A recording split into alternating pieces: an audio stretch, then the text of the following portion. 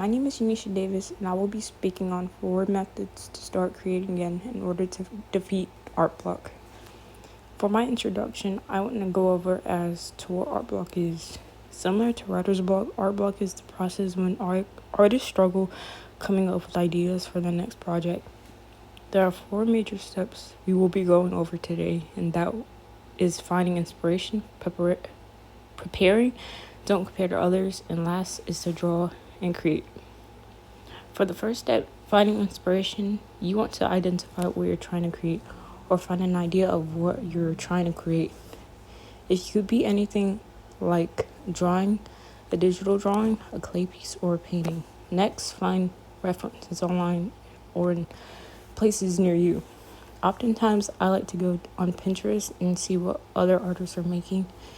When I like an idea, I try to build off of that idea and turn it into my own on how I want to envision it and build off of it. After that, you want to reconnect with personal and joyful themes.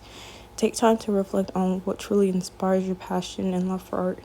This might involve reviewing old sketchbooks, exploring nature, listening to meaningful music, or rewatching favorite movies to reignite that creative fire. Step 2, preparing. You want to gather the necessary materials you're going to need to start creating, whether that be paintbrushes, pencils, paper, or a laptop. For me, for instance, I use a drawing tablet and a laptop.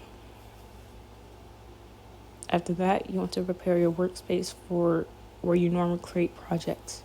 Oftentimes, having a neat and organized workspace can make it less intimidating to return to creating regularly.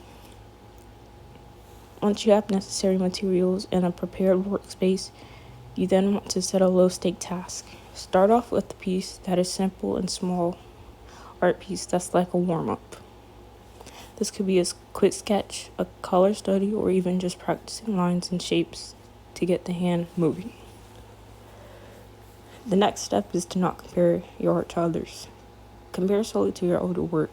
If you compare it to your older projects, it could spark that creative workflow to want to improve and make again.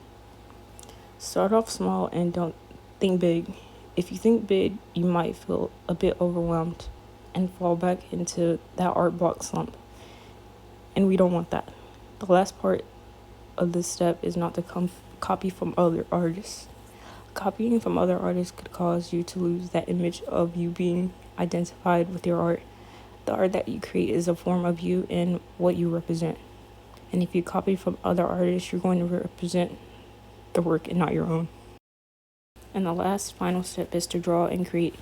Like I said before, start off small with simple ideas and concepts. Stay open to change and allow for room to grow and achieve greater. And once your project looks good enough, add finishing touches. Art block is a common hindrance that most artists often go through. It's okay to be stuck, and you don't always have to be perfect with your art. Just have fun creating.